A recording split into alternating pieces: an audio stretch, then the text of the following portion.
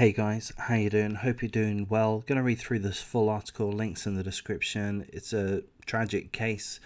A man fatally hit his girlfriend with his vehicle after she refused to get inside the vehicle.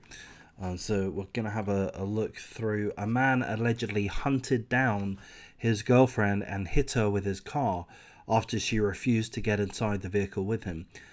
Deputies out of Mojave County, Arizona, identified him as Brandon Lewis St. Hours, 37 years old, a resident of the local city of Kingman.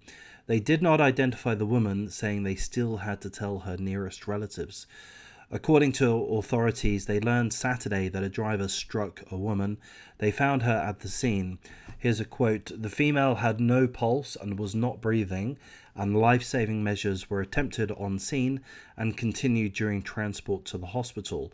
Upon arrival to the hospital, the female was declared deceased. Meanwhile, the suspect had fled in his vehicle. Detectives said they discovered that someone kicked St. Hours and his girlfriend out of the home because the couple were arguing. That argument continued outside." Here's a quote: "The two were asked to leave the residence by a third party at the residence based on the two arguing, but both subjects left the residence. However, the female refused to get in Brandon's vehicle, his car, and walked from the scene.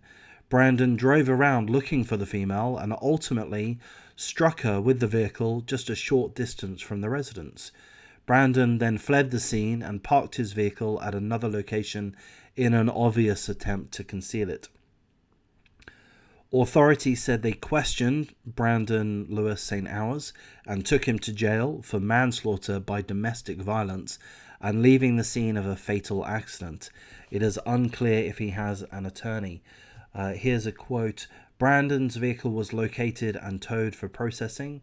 The female's identity is being withheld pending next of kin notification. The investigation is ongoing."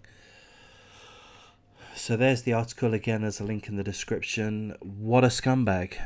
What a scumbag. Of course, it's alleged at this stage, but I would think that this is a pretty easy case to prosecute. What do I know? Not much. But seemingly the authorities, the police, have his vehicle, his car. They have it, so they're going to be able to do all kinds of forensic testing, and there's perhaps witnesses. But seemingly, allegedly, he was having an argument with his girlfriend, whose name hasn't been released, and then he ran her over. You know, she walked away. She didn't want to get in the vehicle with him. Perhaps he was being, or perhaps it's likely that he was being abusive, and she just didn't want to be a part of that.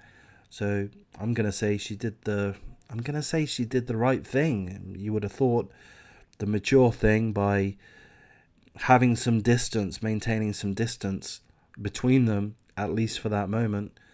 And this piece of shit, this piece of scumbag, couldn't cope with that.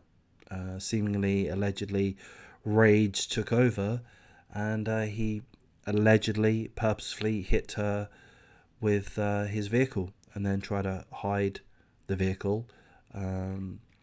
He fled the scene. What a scumbag.